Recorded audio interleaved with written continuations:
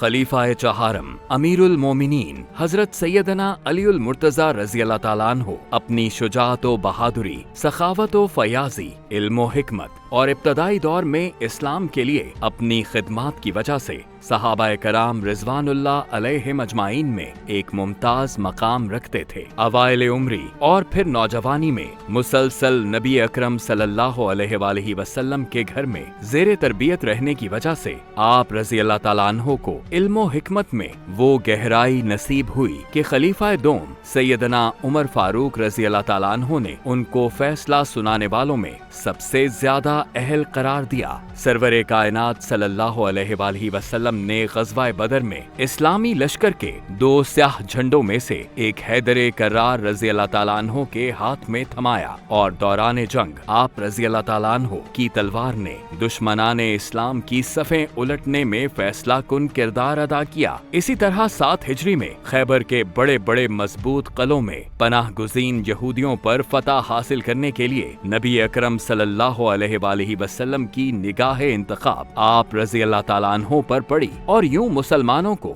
आप रज़ी अल्लाह ताला अन्हु की क़यादत में ये फतह नसीब हुई। नबी अकरम सल्लल्लाहु अलैहि वसल्लम की तरबियत का नतीजा था कि हजरत अली रज़ी अल्लाह ताला अन्हु एक बेहतरीन मुदब्बिर, मुंतज़िम और पॉलिसी साज शख्सियत के तौर पर जाने जाते थे। यही वजह थी कि आप रज़ी अल्लाह ताला अन्हु पहले 3 खुलफाए राशिदीन रिज़वानुल्लाह अलैहिम अजमाइन के दौर में मजलिस शूरा के अहम तरीन रुकन और काज़ीउल क़ज़ात के ओहदे पर फाइज रहे और रियासत के मुश्किल तरीन फैसलों के लिए आप रज़ी अल्लाह ताला अन्हु के मशवरे को सबसे ज्यादा अहमियत दी जाती थी। जंगी मंसूबाबंदी और फैलती हुई इस्लामी रियासत के दीनी और इंतजामी मामलात में आप रज़ी अल्लाह ताला अन्हु की मुआवनत से उम्मत को बेपनाह फायदा हासिल हुआ। सैयदना उमर फारूक रज़ी अल्लाह ताला अन्हु के दौरे खिलाफत में इस्लामी कैलेंडर के आगाज के लिए सैयदना अलीउल मुर्तजा रज़ी अल्लाह ताला अन्हु ने हिजरत मदीना की तारीख तजवीज़ फरमाकर तसव्वुर